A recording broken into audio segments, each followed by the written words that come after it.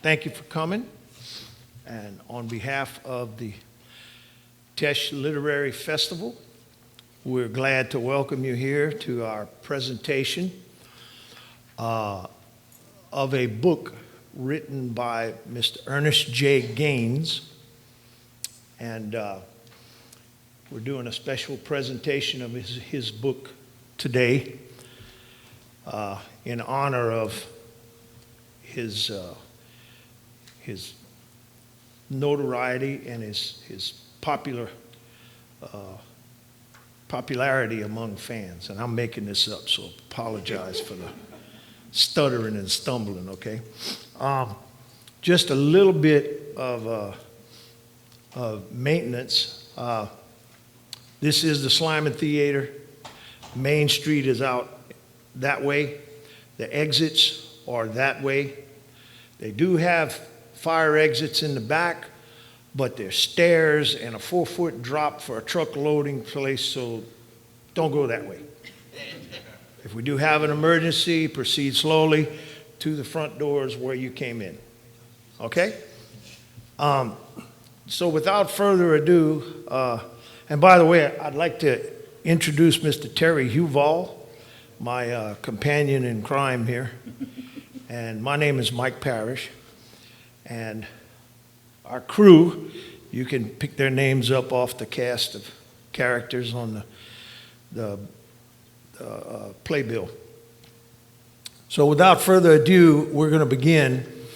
I've been nominated as the narrator. A Gathering of Old Men, a novel by Ernest Gaines. It was first published in 1983.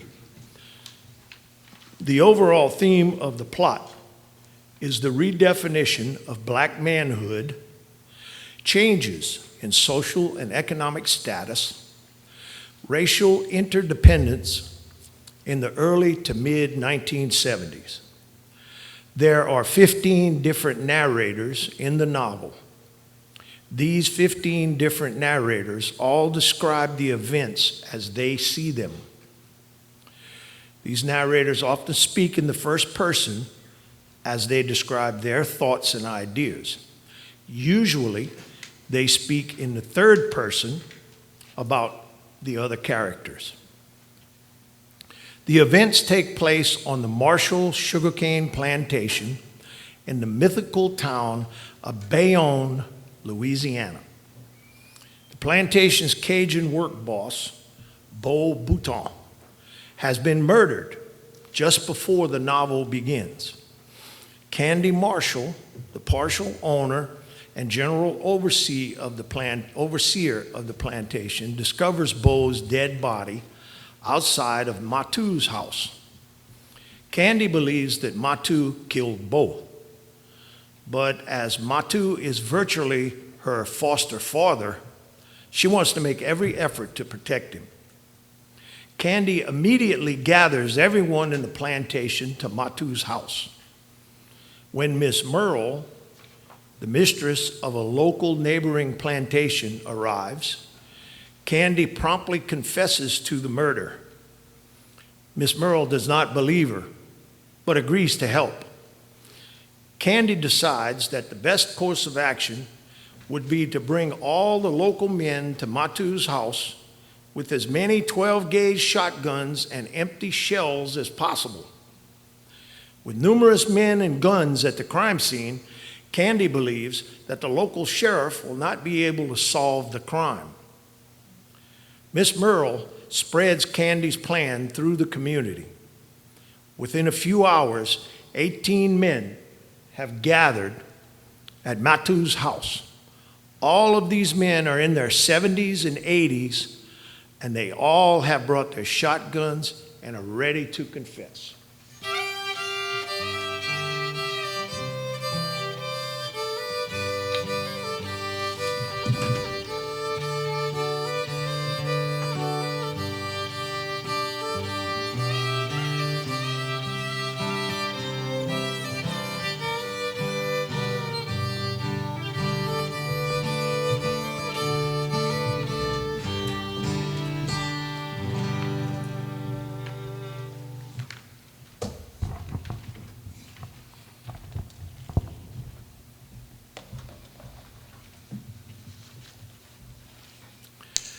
I could hear Candy out in the yard. Aunt Glo, Aunt Glo, oh Aunt Glo, Snookum in there? Come here, Snookum. I want you to tell Ruth and Reverend Jameson and Corinne and the rest of them to gather at Matu's house right away. And I want you to go to the front. I want you to listen. Listen to me good now. Go, she's there to tell her to call Lou and tell Lou to get here quick. Then she get here quick. Don't waste time on that phone talking. Just get here quick. You heard what I said, Snookum. What I'm telling all them people to get here quick for? That's none of your business, Snookum. You're nothing but a little boy now. Now get moving and don't stop running. I shoot out of there, headed up the quarters, spanking my butt the way you spank your horse when you want him to run fast. Candy want y'all at Matu's house. Candy want y'all at Matu's house. Candy want y'all at Matu's house. I didn't see half the people I was hollering at. I just hollered names, running, spanking my butt, and hollering names. When I came up to Marshall House, I called Janie from the gate. Took her a long time to come out to the Gary, and she came out fussing. What's the matter with you? Candy wants you to call Lou. Miss Merle in there? No, she ain't. Guess you'll have to do then. Tell Lou, tell him Candy want him here right away, and call Miss Merle. What Candy want with them down in the quarters? Something to do with Matu and Bo. Bo laying on his back in Matu's yard, and Matu squatting there with that shotgun. When I drive into the yard, I saw Janie coming out of the house in a hurry. I knew something was wrong, and when she came out into the yard, I could see she had been crying. Then she told me, and I thought to myself, my Lord, my Lord. I hurried back into the car and sped out of the yard. Turning down into the quarters, I could see the tractor in the middle of the road, and I could see Candy's black LTD parked in the ditch on the right. When I stopped before Matu's house, I could see they were all in the yard and on the porch. 3 of them had shotguns.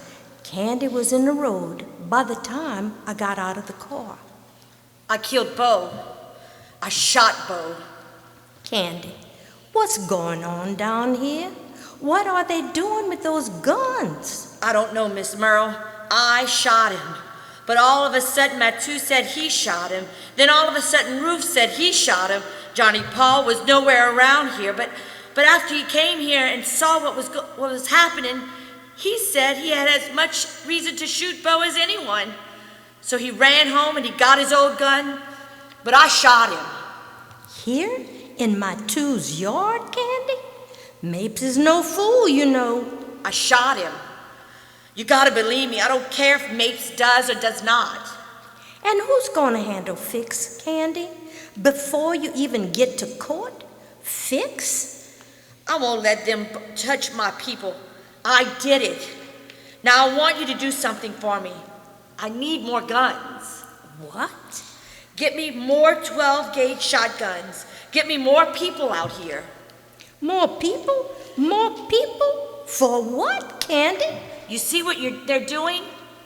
See old men with shotguns is what I see. Yes, I need more, Mapes. Mapes, come here. He'll beat up 2 till they talk. Then he'll take 1. I need more people here. Candy, are you crazy? Are you crazy? Do you know what you're saying? I know what I'm saying, and I know what I'm doing. Get me some more people here quick.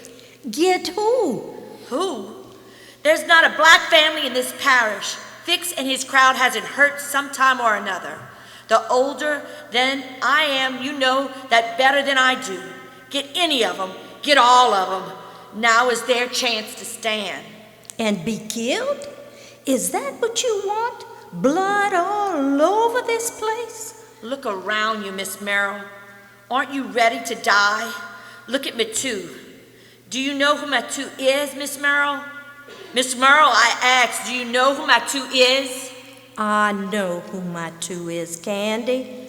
I knew Matu long before you ever were born. Look at Ruth. Look at Johnny Paul. We don't have much time. We have to notify Mapes sooner or later. I want an hour jump on him at least. I want Lou here before he gets here. I want more people here with 12-gauge shotguns and number 5 shells. Number 5 shells. Empty. Now, you don't have much time. Nobody in this parish will ever believe you killed Bo. I don't care what people in this parish believe. I'll stand alone. Go talk to Janie. Make her give you some names, lots of names. 12-gauge shotguns and number 5 shells. Empty number 5 shells. When Mapes gets here, I'm going to need a lot of empty number 5 shells. Sure, because that's the size he used on Bo. But Janie, out on the west gallery to look out for Lou. When Lou passes by the house, call Mapes. Don't call Mapes till Lou passes by. I want Lou here first. If you ever loved this family, if you ever loved me, please. It took me 2 or 3 minutes to get back to the Marshall house. I started blowing the horn before I came into the yard, and by the time I stopped the car, Janie was already out there. Janie and I went inside. While she took the pie to the kitchen, I went to the west gallery looking for B. B, I have to talk to you. Don't you know what's happened? I don't care what's happened. Janie, Yes, ma'am. you know what time it is?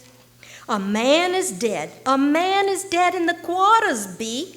Beau Bouton is dead. Well, what can I do about it? People die all the time.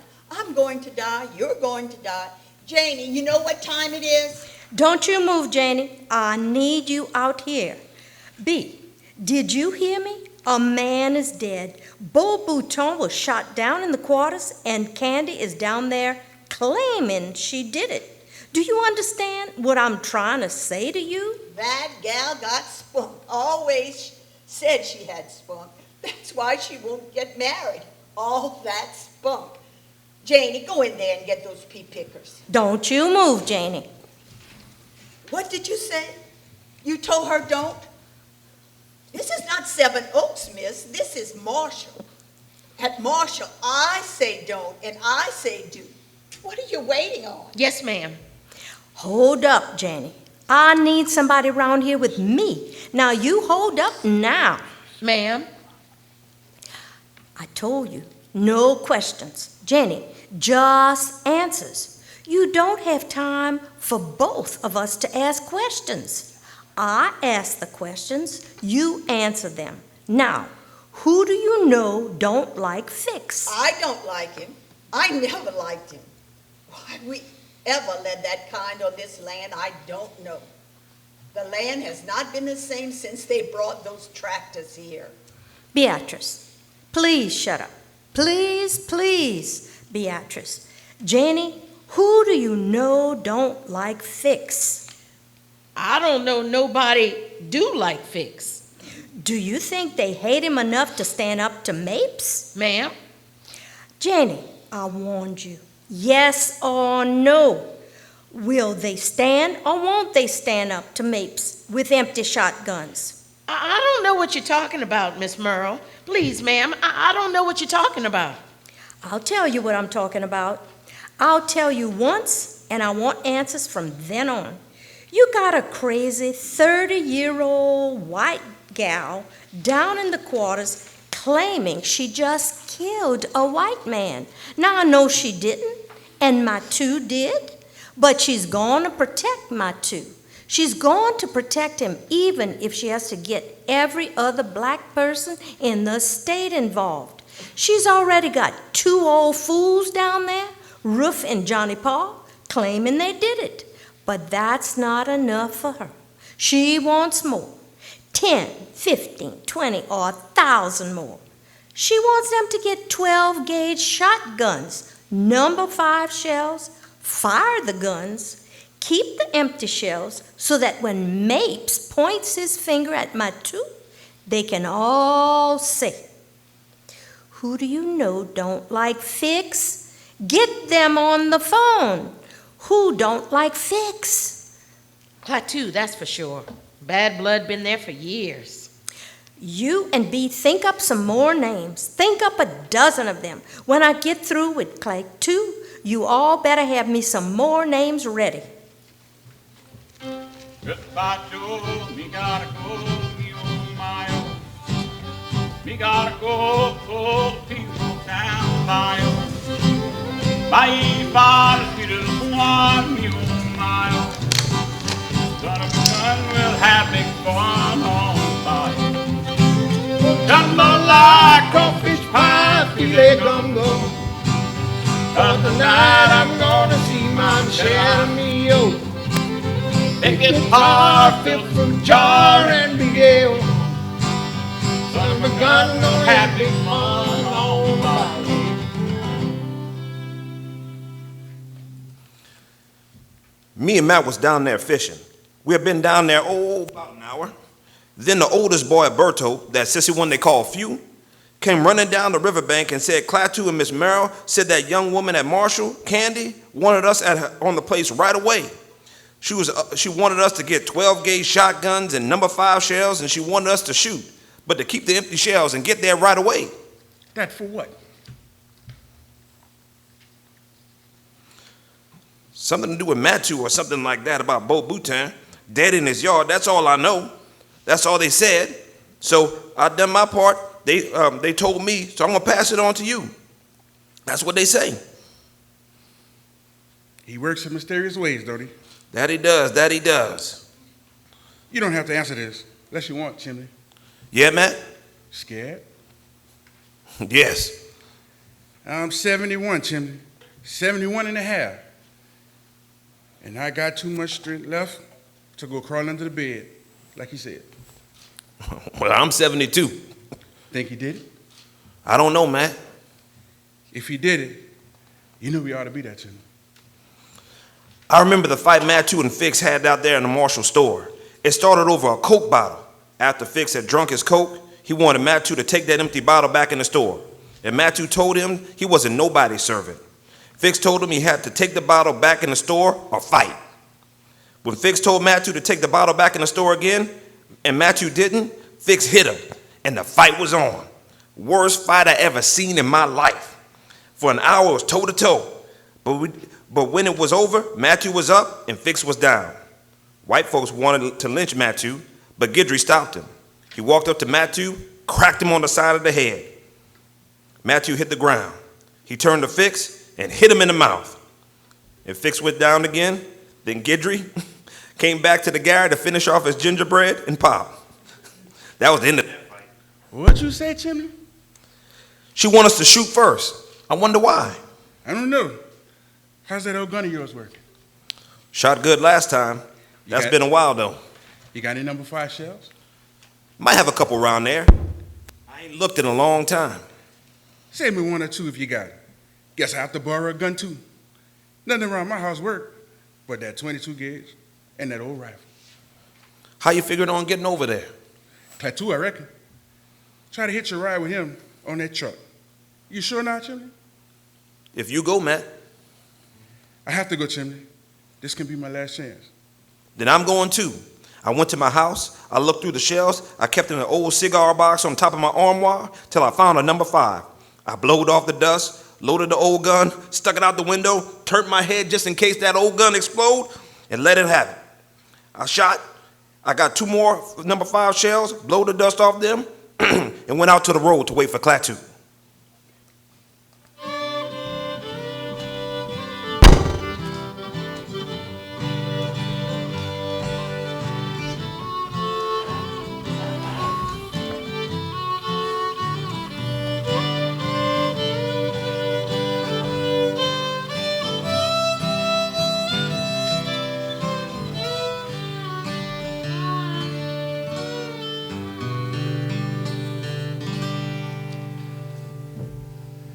When I got home, I handed my sack of fishes to Ellen. And when I went to the other room to phone Klaatu, Julie and Clay too had just left the house. I said Miss Murray had called Clay too on the phone and Clayton had got his old shotgun and left it in his truck. When I looked around, I saw Ella standing in the door with her hands on her hips. What's all this about shotguns? We're going hunting. Going hunting? What, this time of day? Just hunting. Matthew, I'm talking to you. Hunting what? I'll tell you when I get back. You telling me before you leave from here. Go somewhere and sit down, woman. This is men's business. I'm making it my business. Get out my face, woman. For once in my life, before I die, I'm gone. Just don't be asking me questions. You gonna tell me before you leave from here. I'll tell you. A Cajun's dead over there at Marshall's, laying on his back in my 2 yard. Now you know. You old fool. You old fool. If I can't stop you, I bet you I'll call your brother. He'll stop you. If you think I'm gonna let you go down to Marshall and get yourself killed, You can't stop me, that's for sure. I'll call the law. You won't listen to me or your brother? I bet you the law will make you listen. You touch that phone, woman, somebody gonna be patting your head. You old fool. You old fool. What's the matter with you, you old fool? What's the matter with me? Woman, what's the matter with me? All these years we've been living together, woman, you still don't know what's the matter with me? The years we done struggled in George Metlow's field, making him richer and richer, and us getting poorer and poorer, and you still don't know what's the matter with me? The years I done stood up in that backyard and cussed at God. And the years I done stood out in front of that old Gary and cussed the world. The times I done come home drunk and beat you for no reason at all. And woman, you still don't know what's the matter with me? Oliver, woman, Oliver. How do you let him die in the hospital because he was black? No doctor to serve him. Let him bleed to death because he was black. And you ask me what's the matter with me? He works in mysterious ways, giving an old nigga like me one more chance to do something in his life. He give me one chance, and I'm taking it. I'm going to Marshall, even if I have to die at Marshall. I know I'm old, maybe even crazy, but I'm going anywho. And it ain't nothing you can do about it. Pray if you want to. Pray for all us old fools. But you don't try to stop me. So help me God. Woman, don't try to stop me. I heard Clayton out there blowing. Clayton was in the old green pickup truck he used for peddling his garden. In the back of the truck was Chimley and Cherry Bellow. Y'all shot? I shot! What we gonna do in the field? Klaatu gonna drop us off just before he reach Marshall. Klaatu got another load he gotta go pick up. Look like a lot of people want to gather up at Marshall today. How you feel, old buddy? Scared. I'm scared, but I'm here.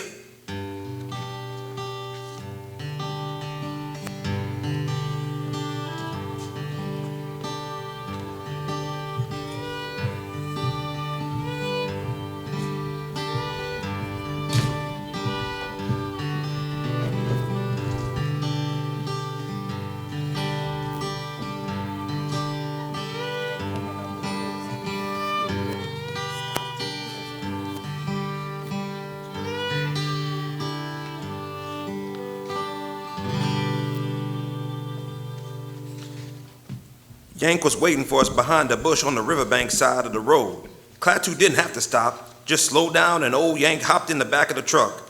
Yank was in his early 70s, but he still thought he was a cowboy. He spoke when we first got in the truck, but after that, there wasn't much talking. We was just feeling proud. You could see it on Yank's face. I could feel it sitting next to Klaatu and Matt, proud as we could be. A mile or so after we picked up Yank, we picked up Dirty Red at Talbot. 3 or 4 miles after that, we picked up Rooster. Klaatu turned off the main highway, down a dirt road that separated Morgan and Marshall plantations. There was cane on both sides of the road. Klaatu stopped the truck and told us to get out. He had to go up farther up the highway for another load. He told us to wait for him at the graveyard, and we would all walk up to Matthew's house together. Everybody shot? That man shot? Shoot. She told us to bring empty shells. What we supposed to do with the empties? Throw them at Fix? Huh. Well, you could ask her when we get there. That man shot yet? Shoot him up in them there trees there. Let them down there hear you. Anybody got anything to say before we get started? Anybody feel like turning around? It can get a little hot out there today. Anybody? All right, let's get moving. Heads up and back straight. We going in like soldiers, not like tramps. All right?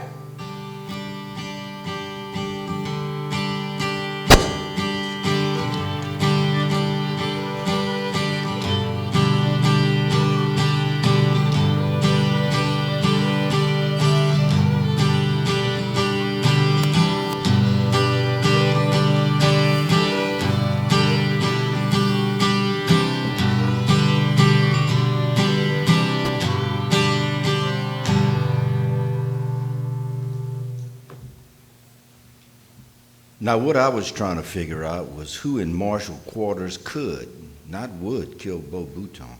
There was nothing but old people there. So who could do it? Not Charlie. Too many times I'd seen Beau speak to him as you would speak to a dog, and he would not raise his head, let alone his voice. Then who? Janie was too hysterical to make any sense over the phone when I called the house. All she could say was hurry up and get there because Candy needed me. Candy needed me? I had been knowing Candy for 3 years, and during all that time, I'd never known her to need anybody. I'm glad you got here. What happened? Over there. What happened, Candy? I killed him. What did you say? I killed him. I stood up and looked around at the people again. Not one had a single word or moved an inch. Some were looking at me, most were not. I stared at the one nearest me. He could have been in his 70s, but sometimes it's hard to estimate their ages. He wore overalls and a denim shirt, an ageless gray felt hat, brogans laced with cowhide, but no socks. I'm the one. I'm the one. You there? I killed him. Well, Well, what? didn't you hear them? I heard him. You say you did it? I did it. You're lying, Candy. You know I know you're lying. She got angry now. She told me that Beau and Charlie had gotten into a fight back there in the fields, and Charlie had run up here to Matu's house. She was talking to Matu. Charlie had been there only a minute or two when Beau came after him with a shotgun. She told him not to come into the yard. He did, and she took Matthew's gun and shot him. She said she didn't care who didn't believe her. That's the way it happened. And what are they doing here? To protect me, I suppose. You called Mapes? Miss Merle was down here. I told her to call him after you went by. For God's sakes, Candy, before Mapes gets here, tell me the truth. Did Matthew do this? I already told you the truth. I did it. Fix is gonna demand a nigger's blood, Candy. You know that, don't you? I killed that son of a bitch. That's what I'm going to tell Mapes. What I'm going to tell the radio, what I'm going to tell the television. I killed that son of a bitch. Now, I called you here because I needed you to stand beside me, because I don't have anybody else, nobody else. But if you don't want to stay, you can go back to Baton Rouge. I don't beg.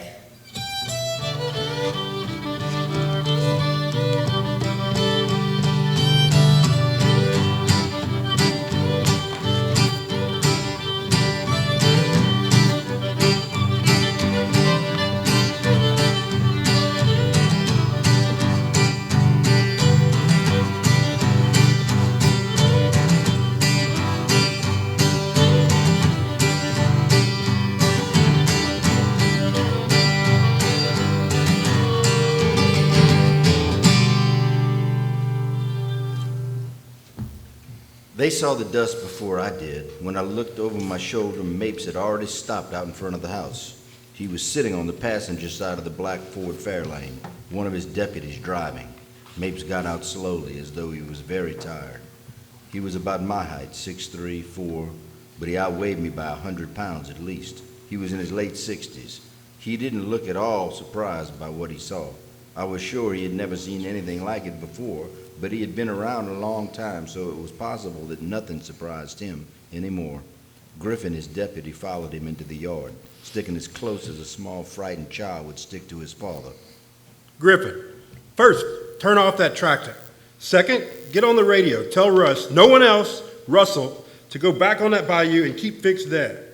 Keep fixing that crowd back there until he hears from me. Third, call Herman. Tell him to come out here and pick up a dead body. No name. Fourth, can you remember all that between here and the car? Mapes stared down at Griffin until Griffin walked away. Then he turned his attention toward the old men with the guns. I counted 17, 18 of them. Is that all of them? I didn't count them. And you? I don't know how many there are, but I can tell you what happened. I killed him. Over what?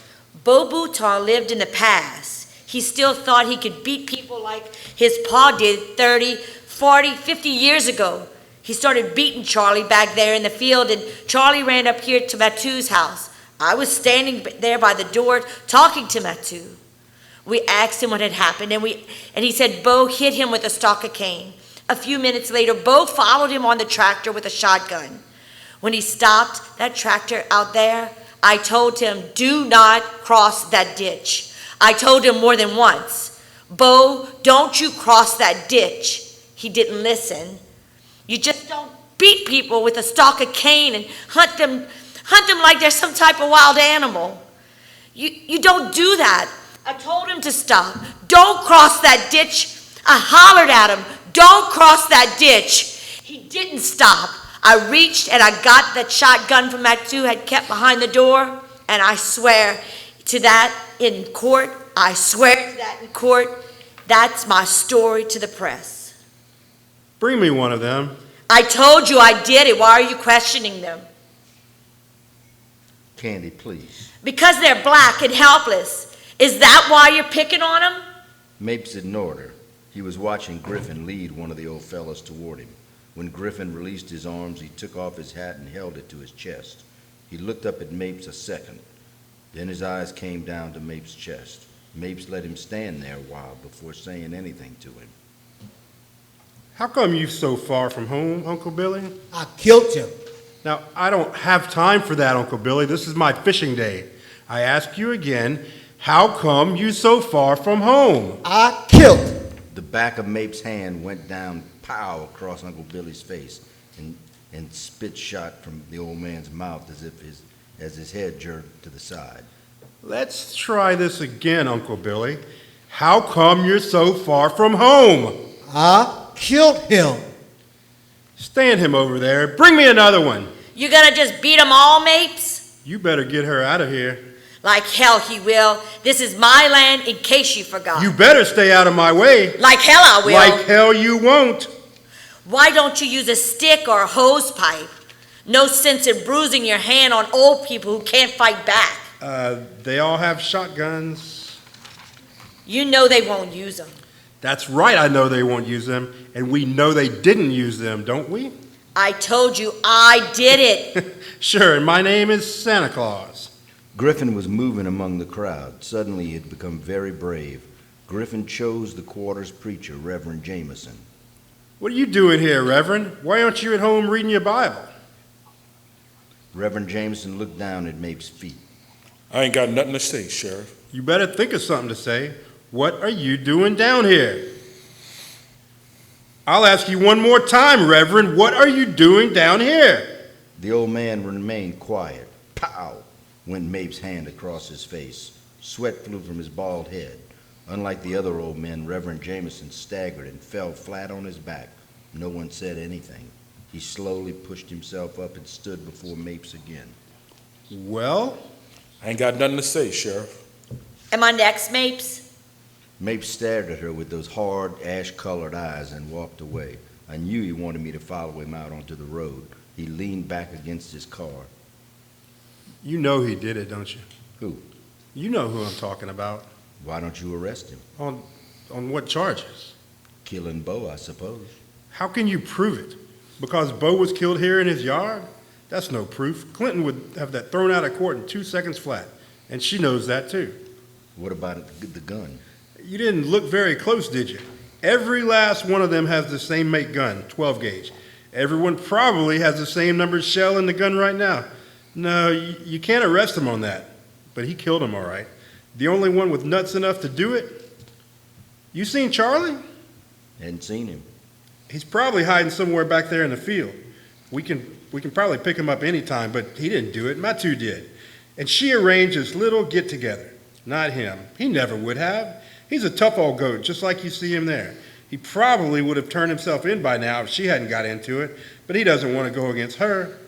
Where she got all these old men from, only God knows. I mean, look at them. Look at those old guns. We both looked at the old men with their shotguns. My God, man, can't you talk to her? I don't want any trouble in this place. That Baton Rouge crowd's already getting drunk for the game tomorrow. Some of them wouldn't want anything better than a necktie party tonight. I tried talking, she wouldn't listen. You tried throwing her butt in the back of that car? No, I didn't try that, Mapes. I hear there's a law against kidnapping people, especially in their old place. There's a law against harboring a murderer, too. You ever hear that law? You two are going to make a hell of a marriage. Don't get personal, Mapes. When's the date? Just don't get personal, all right, Mapes? Maybe Bo was living in the past, and maybe he wasn't, but she damn sure is. She still thinks she can do as her pa and the rest of them did 50 years ago. Well, it's not going to work. He's not getting out of this. You seem to have something personal against him. That's where you're wrong. I admire the nigger. He's a better man than most I've met, black or white, but he killed a man, and she's not getting him out of it. If she had any sense at all, she would have taken him to jail hours ago, because if Fix doesn't show up, others may, and they won't be coming here to talk. But I don't suppose she realizes that. Well, here comes Herman.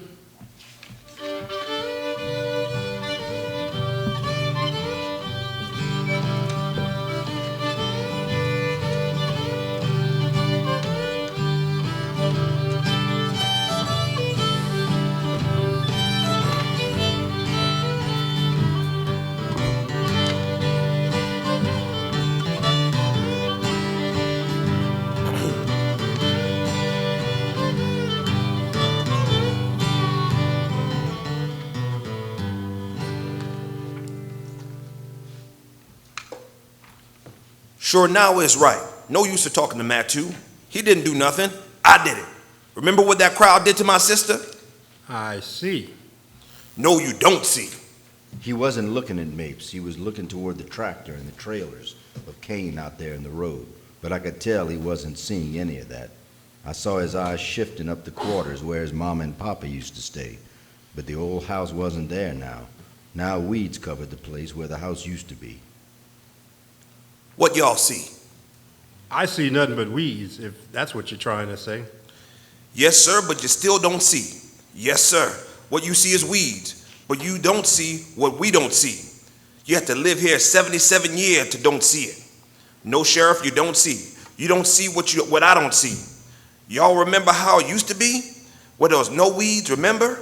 Remember when they used to sit out there on the Gary, Mama, Papa, Aunt Clara, Aunt Sarah, Unc Moon, Aunt Spoodle, Aunt Thread? Remember? Everybody had flowers in the yard, but nobody had 4 o'clock like Jack Toussaint.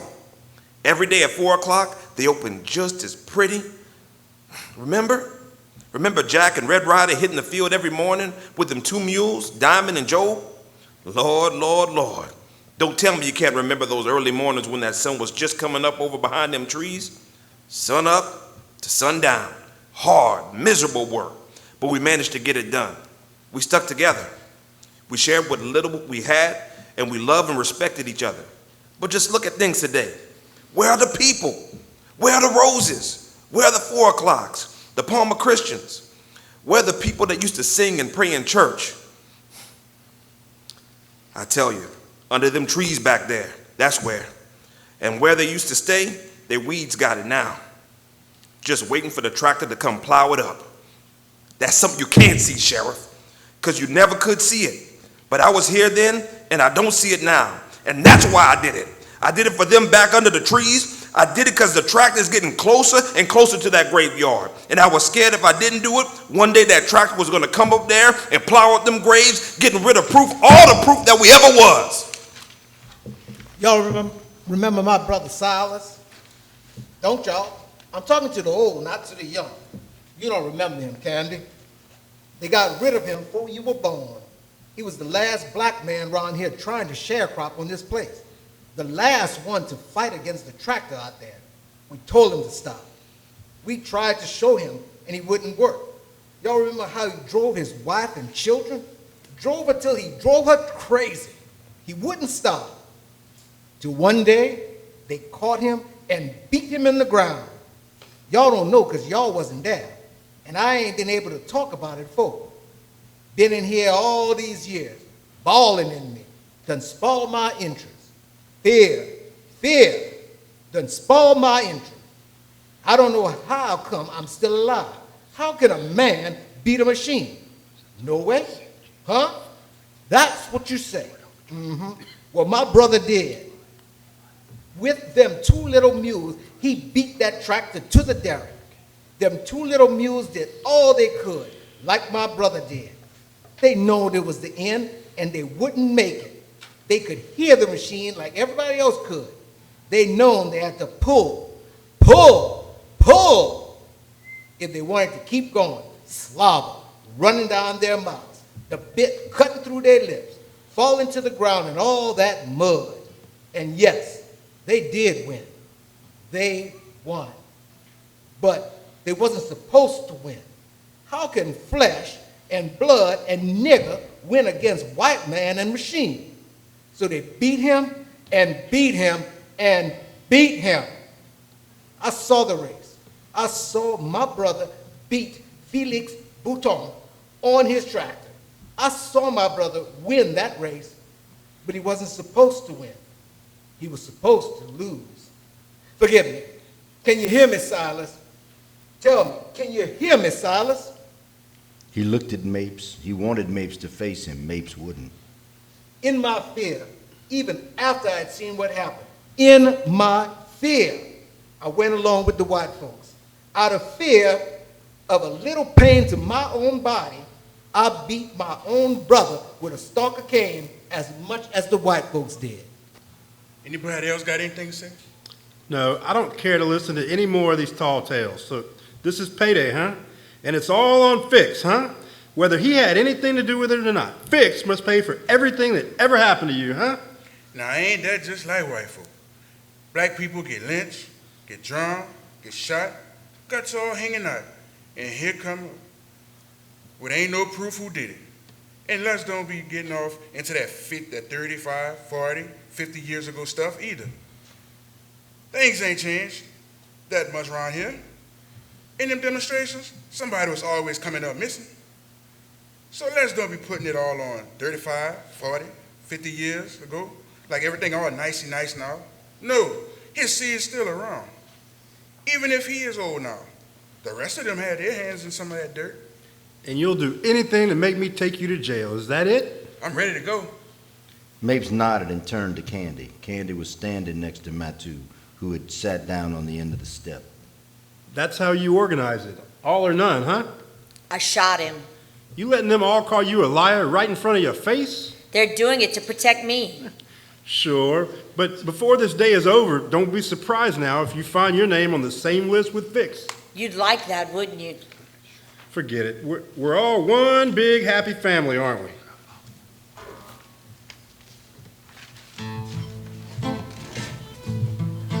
I went down to the St. James Infirmary. I saw my baby there, stretched out on a long white table, so young, so cold, so fair.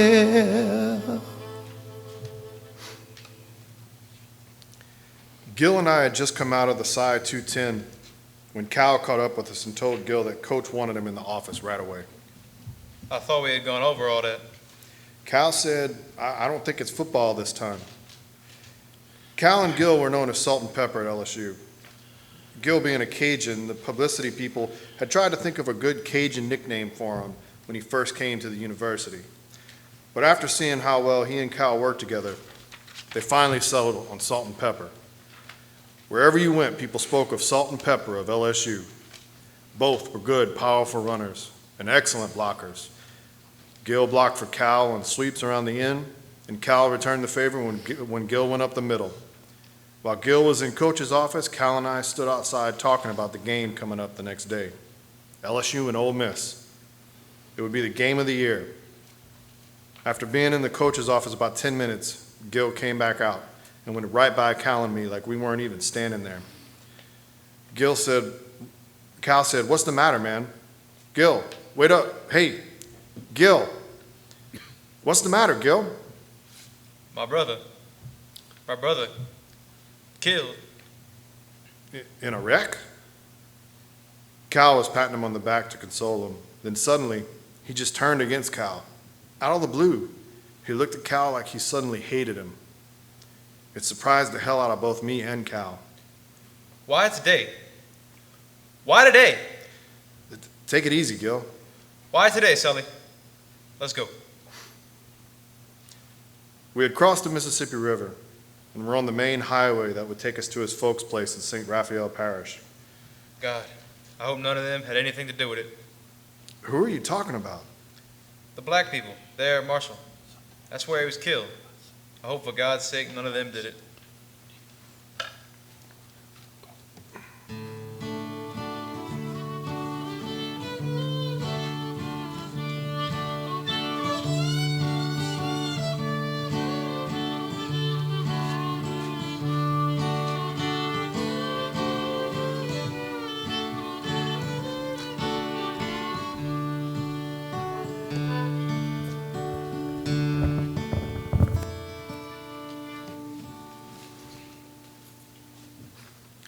After going about a mile and a half along the river, Gil nodded for me to pull off the highway.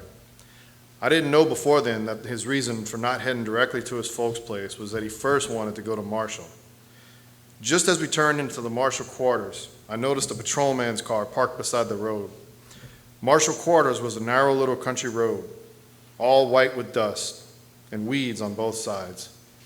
Gil nodded for me to park in front of the tractor. Gil and I got out of the car. There in the yard and on the porch were these old men with shotguns. Besides, there was a sheriff with a pump gun. Lou Dimes was with his woman, Candy. Every last one of them was looking back at us. Gil, Where's my brother, Mapes? they took him into Bayonne. You on your way home?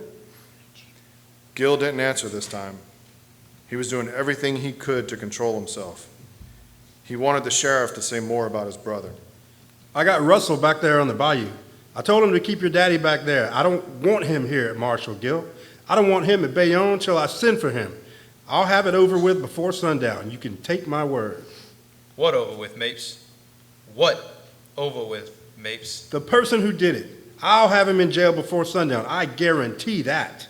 You know who did it? I think I do. I'm sure I do. Then why don't you arrest him? They all say the same thing. They claim they all did it. But you know who did it. Yes, I know who did it, but the others threatened to come to town if I take him in. What do you plan to do, Mapes? I'll handle it my way. Your way? My brother been dead how long? 4 hours? Gil started looking at the old men around him. His eyes finally settled on the one in the dirty t-shirt and green trousers, the one nearest Candy. You met too? Yes. Yes, I did it. What's going on here, Mapes? What's going on here, Mapes? What's going on here, Candy? She raised her head slowly to look at him. She showed no sympathy for him at all.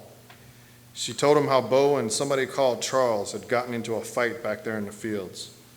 This Charlie fellow had run up to the front and Bo had come after him with a gun. She was here talking to old Matsu. She told Bo not to come into the yard. She said she told him more than once not to come into the yard. He came in with the gun ready to shoot, and she stopped him. You're lying, Candy. Bo would have never come after Charlie with a gun. A stick, a stalk of cane, but never a gun. Why are you saying all this? Why are you here in the first place? Why all these old people here, Candy? To do what? Come on, Gil. I took him by the arm, but that was like pulling on a tree. You never did like Bo. Never liked any of us. Looking at us as if we were a breed below you. But we're not, Candy. We made out of the same bone, same blood, same skin. Your folks had a break. Mine didn't. That's all. My God, my God, my God, Candy. If you only knew how sad, how pathetic you looked right now. Come on, Gil. Won't it ever stop? Won't it ever stop? I do all I can to stop it. Every day of my life. I do all I can to stop it. Won't it ever stop? Come on. Come on, let's get out of here. More than I felt like a little mouse. Not passed to the honky tonk. But all I'm gonna pay my hand. Majority, a pescasse. J'ai passé dans la partenariat. Mon vieux père sont arrivés. Passé de changer mon idée. Je pas côté la méthode tête de. Je vais me voir de vrai. J'ai passé dans la partenariat.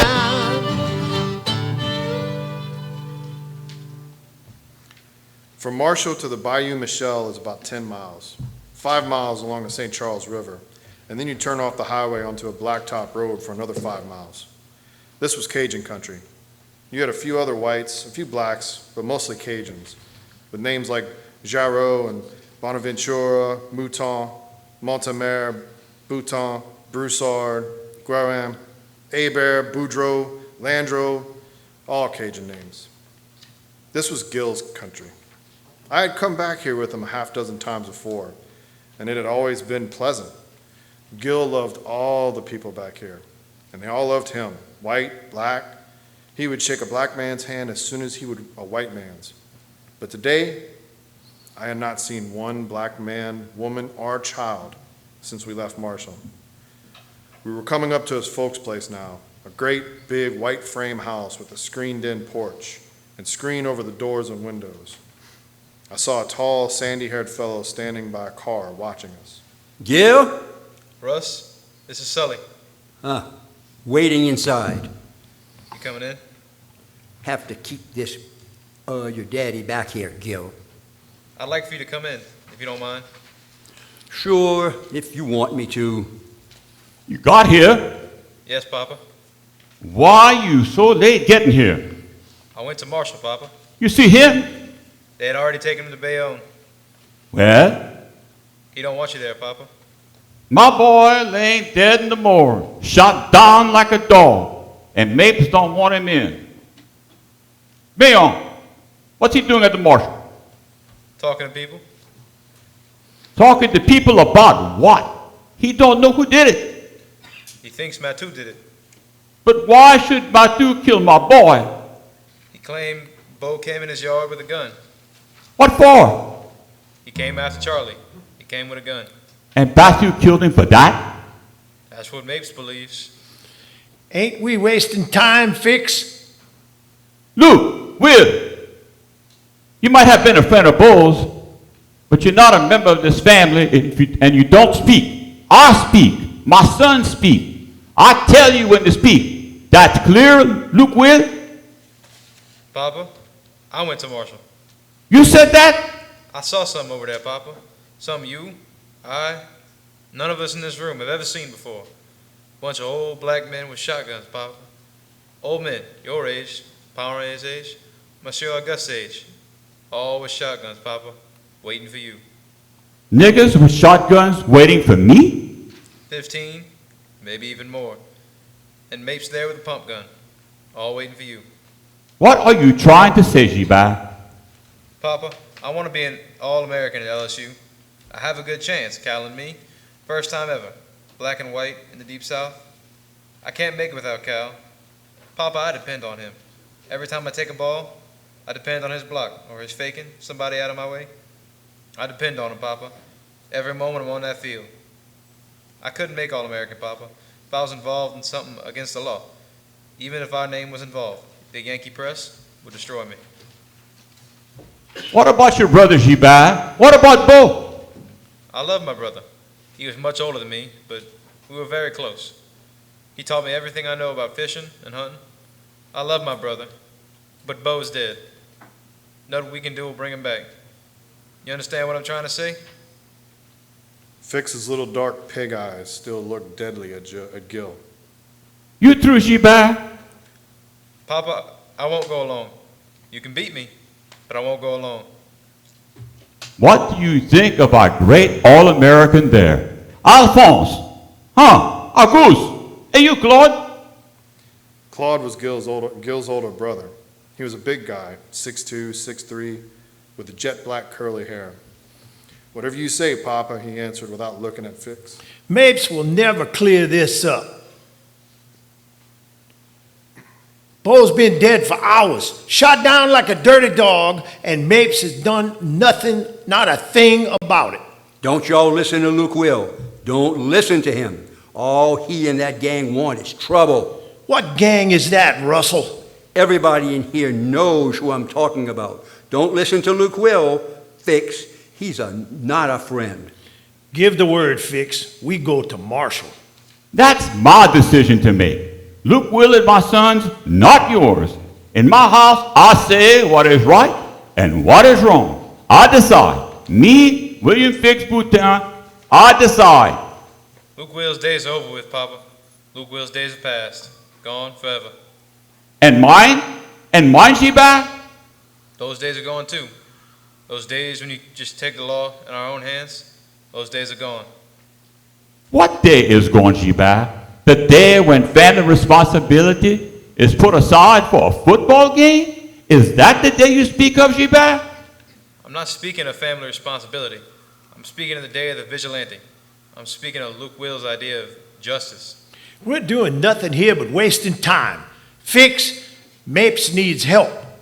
I won't go without my sons, all my sons. There will be no split in this family. This is family. Family the majority or none. I'm sorry, Papa. For Bo, for us all, that you think I've gone against you. I'm sorry. I'm sorry for those old men at Marshall. Yes, Papa, I'm sorry for them too. Leave, Shiva. Go on. That is your mom's bed you sit on. Where you were born. Where Bo was born. Where all of you were born. Now you desecrate the bed with your body put upon it. Go block. Go run the ball. Let it take the place of family. Let it bring flowers to that cemetery, La Toussaint. I don't wish to see you in this house or at that cemetery. Go. Go run the ball. I don't wish to see you ever again. Go. Change your name if that will help make you All-American. Get out of my house.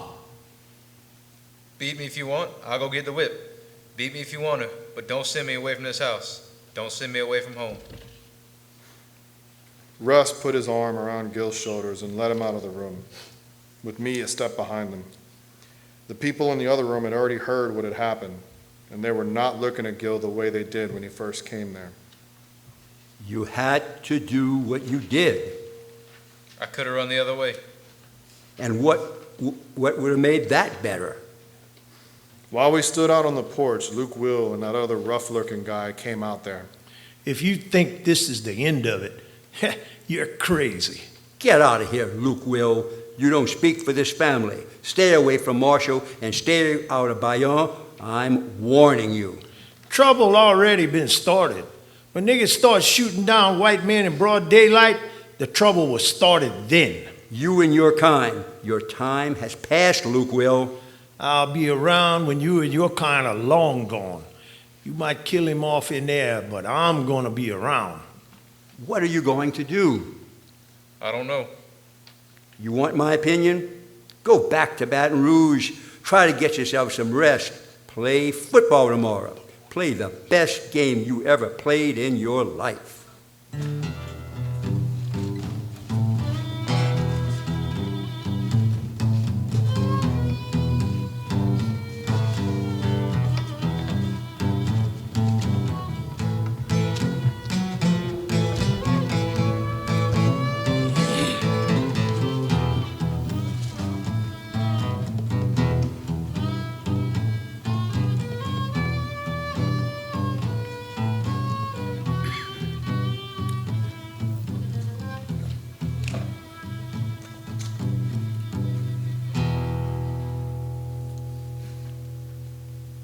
All right, gather around here.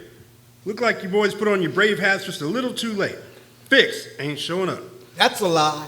I say that's a lie. Just trying to make us go home. Y'all know Fix. You know he got to show up.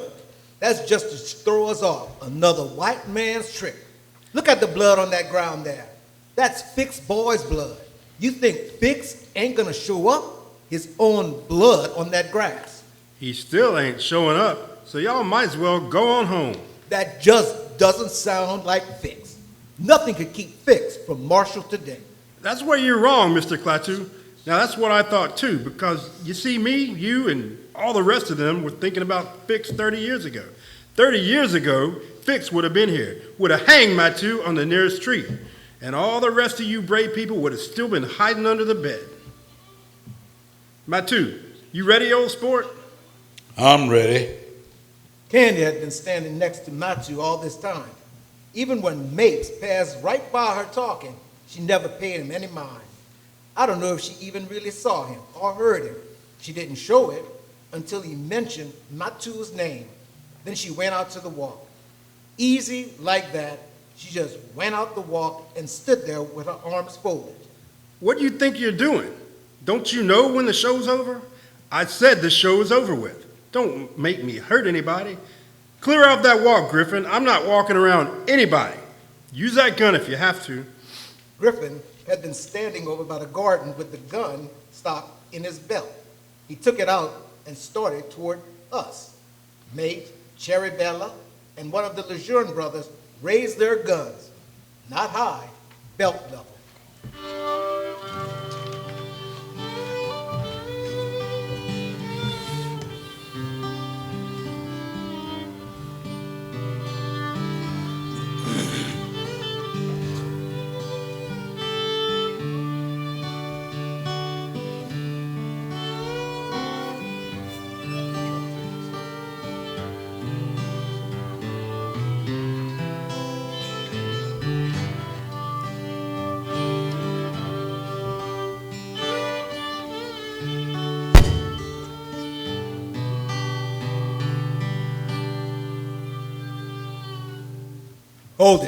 Hold it, Sheriff.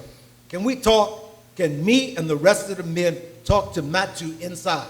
All right, you have a couple of minutes, but make it quick. I'm tired now. Y'all come on inside.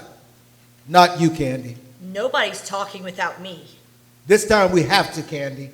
Just the men with guns. What the hell did you say? You know where you're at? You know who you're talking to? Get the hell off my place. I'm not going anywhere, Candy. Y'all can go on and listen to Klaatu if y'all want to, but remember this. Klaatu got a little piece of land to go back to. Y'all don't have nothing but this. You listen to him now, and you won't even have this. Well. Listen to the Savior now. Do what she wants or you're out in the cold. Did y'all hear that? And you want to keep them slaves the rest of their lives. Nobody's a slave here. I'm protecting them like I've always protected them. People, like my people, have always protected them. Ask them, Matu, is that what you want? You want to go in there alone without me? Candy, I'm just tired. If that's what they want, it's all right with me. I just want to get this over with. I want you to go home, and that's what I want. I have to go. I have to pay. No. Daddy and Grandpa said you paid enough. You always paid for them. You won't pay for me too. This is not Marshall without you. Well, what we're going to do now, you can see that the man's patience didn't run out. Now y'all heard the man. He's going to take Matu in. Then we go too. Go for what? Do what when we get there? Same thing we was going to do before. That man won't even lock us up. You know why? Because tomorrow this time, you know, he can prove most of us wasn't nowhere around this place. He just went along with us out there because of Fix. He didn't want us in Bayonne with these shotguns because he didn't want Fix to come and find us there. But now Fix ain't showing up, and he ain't worried about us no more. He never took us serious, not for once. Fix was on his mind, not us, Fix. There ain't no more to prove. Y'all done already proved it. I never thought I would see this day. I never thought. I would see this day. Rooster with a gun. Dirty Red with a gun. Chimney, Billy. No, I never thought I would have seen this day. Till a few minutes ago, I felt the same way that man out there feel about y'all. You never would mount to anything, but I was wrong. And he's still wrong, because he ain't gonna ever face the fact. But now I know. I thank y'all, and I look up to you, every man in here, and this is the proudest day of my life. I ain't nothing but a mean, bitter old man. No hero, Lord, no hero, a mean, bitter old man. Hating them out there on that river, hating y'all here in the quarters. Put myself above it all, proud to be an African. You know why? Them, 'cause they won't let me be a citizen. Hated y'all 'cause you never tried. You never tried. Just a mean-hearted old man. All I ever been till this hour. Do what you can with all this old junk around here. If the people want it, give it to them. If they don't, throw it away. I'm tired. Like all y'all must be tired. And the law done waited long enough. You ain't got to go nowhere, Paran. We all turned. Charlie had been standing back in the dark. He sat down on the bed. One of y'all standing around here ain't doing nothing? Go find the law.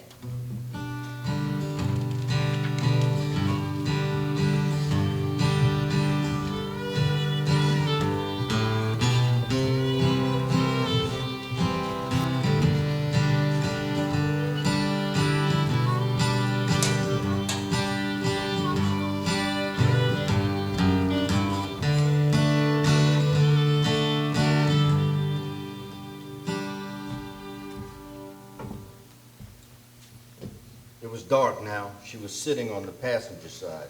I looked at Candy. Maybe you don't know it, but after tonight, there's going to be a big change in your life. That old man is free of you now. When he pulled your hands off his arm and he went into that room, he was setting both of you free. You know what I'm saying? He doesn't need you to protect him anymore, Candy. He's an old man, and what little time he's got left, he wants to live it in his own way. Before I leave here tonight, I want a yes or a no to where our relationship is going. If I don't get an answer at all, I won't be coming back here anymore. You bastard. You bastard. That's possible. I wasn't there, but after tonight, she slapped me. Thank you, ma'am. But I will stick around until Mapes takes him into Bayonne. That's all I'll need to end my story. Just about then, Gable, one of the old men from inside the house, came out onto the porch and asked for the sheriff. He came out to the car where Candy and I were sitting. Candy tried to get some information from Gable about what had gone on in the house. He shook his head and told her he was supposed to talk only to the sheriff. Mapes and Gable stood a moment, talking. Come on inside, Lou. You might as well come along to Candy. Seems like you did all that work for nothing. What happened? Let her tell you. I did it. And Charlie? Charlie? Big Charlie? That's right.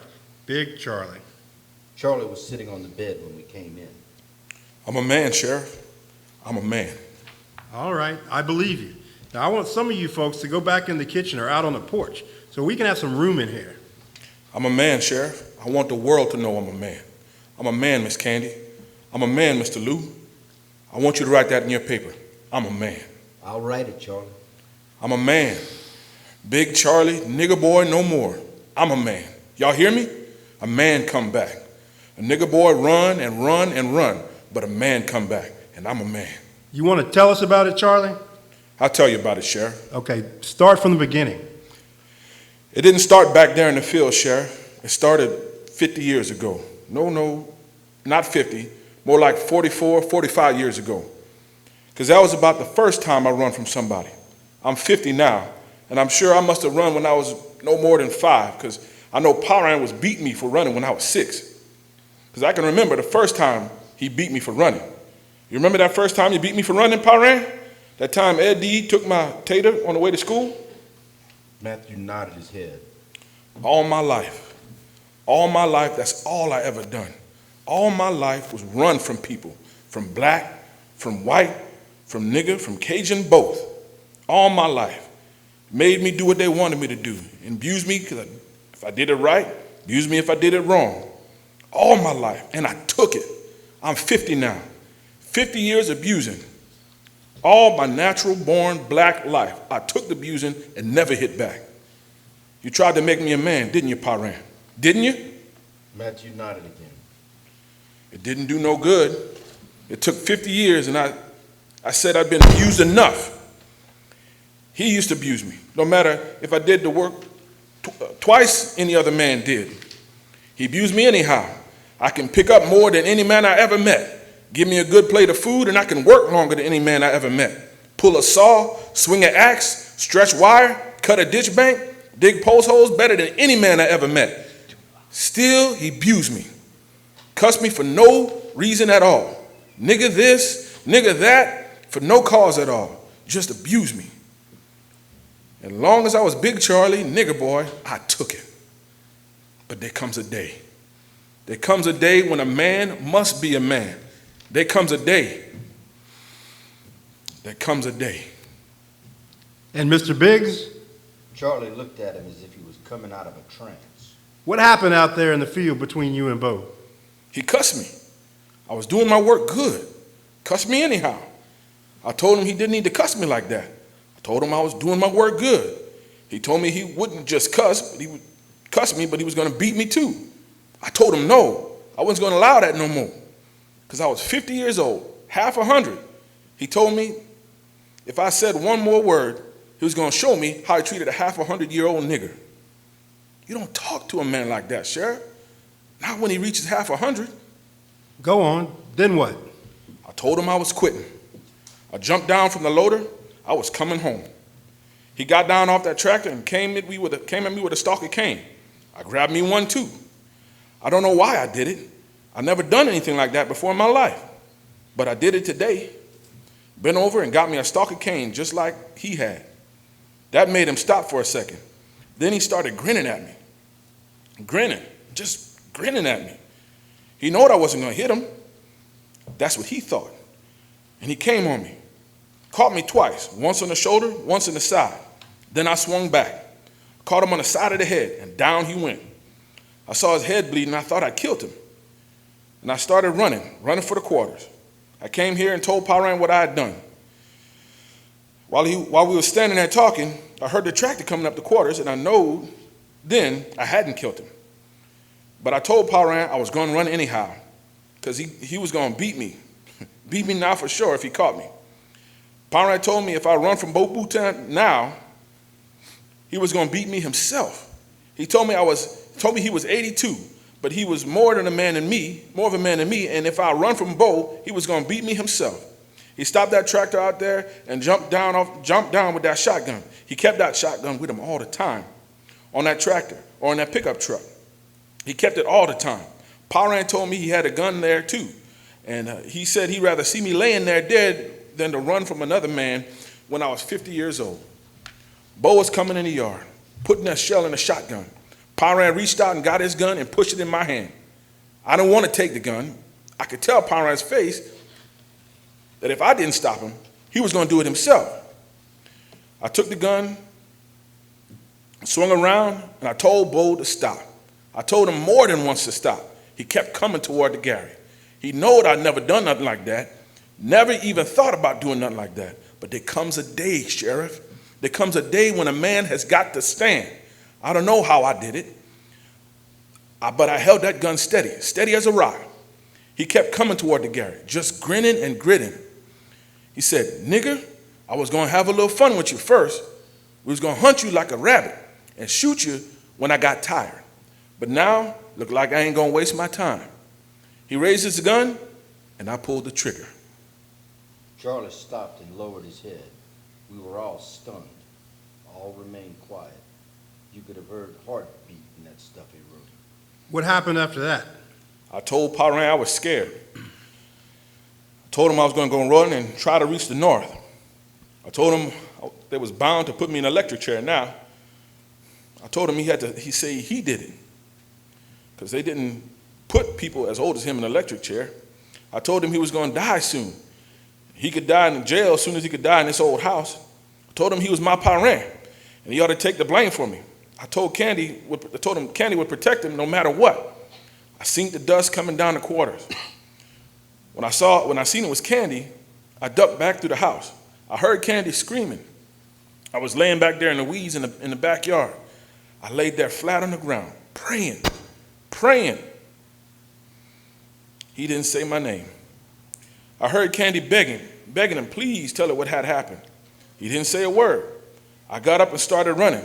I ran. I don't know how long I ran. But no matter where I went, where I turned, I was still on Marshall Place. Something stopped me. Something like a wall I couldn't see.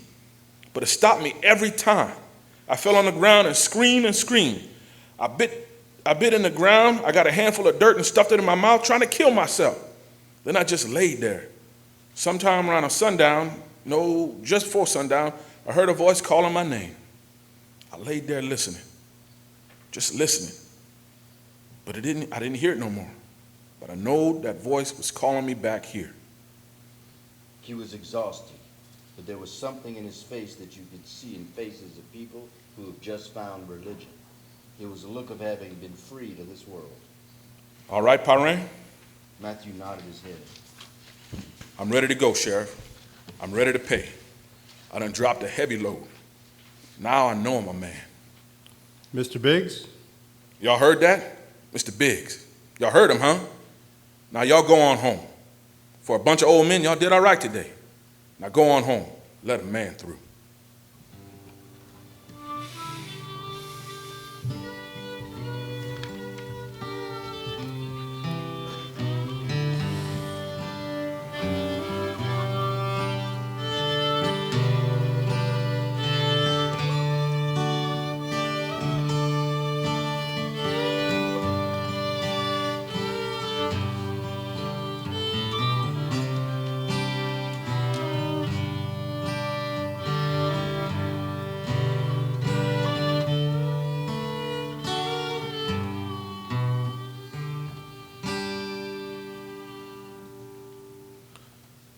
Charlie was smoking a cigarette, smoking it hard like he had to hurry up and finish with it. Then I saw him getting up. I whispered to him to get back down, but he kept on getting up. I heard Lou hollering at him to stay down, but Charlie wasn't listening to anybody. He was headed straight up toward that tractor, and he hadn't made more than 2, 3, maybe 4 steps when I heard the first shot. I saw him staggering, but he didn't go down. I saw him shooting, but not sighting. I saw Lou out there waving his hands, telling everybody to stop, stop, stop. I saw Charlie still going toward that tractor, but he wasn't shooting now, just falling slowly till he hit the ground. Then you had nothing but shooting from then on. I was shooting, and it sounded like everybody in the world was shooting. It went on like that for a minute. Then it was quiet, quieter than you ever heard in your life. Over by the tractor, I saw Lou standing over somebody laying back against one of the tractor wheels. I heard somebody saying that they got that son of a gun. But we all gathered around Charlie. Matthew knelt down beside of him, raised his head up out of the dust. They had really got him, right in the belly. He laid out there like a big old bear looking up at us. He was trying to say something, but it never came out. He kept on looking at us, but after a while, you could tell he wasn't seeing us no more. There were 3 funerals 2 days later. Bo and Luke Will were buried in Bayonne. Charlie was buried at Marshall. The trial took place the following week, lasting 3 days. The courthouse was packed every day, about an equal number of blacks and whites, with nearly half being people from the news media. Fix was there with his crowd, including Gill, who sat with the family. By the way, LSU beat Ole Miss 21-13. Both Gill and Cal had over 100 yards each. As I said, the trial went on for 3 days, and it was orderly most of the time.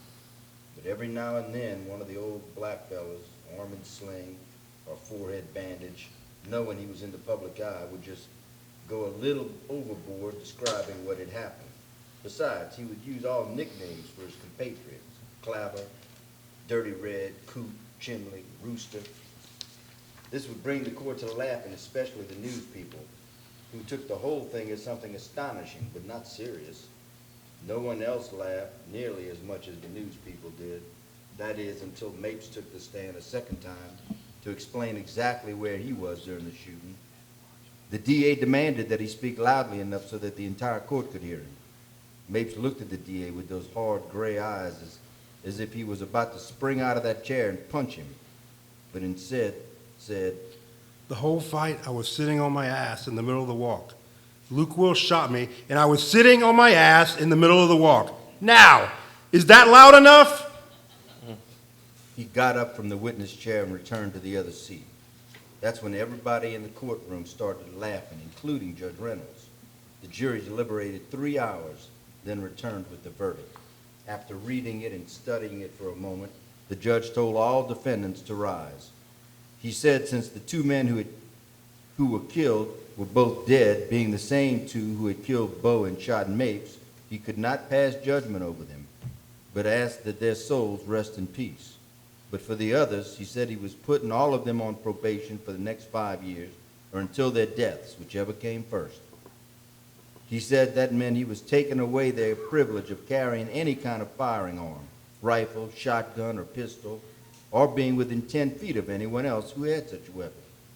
That was like telling a Louisianian never to say Mardi Gras or Huey Long.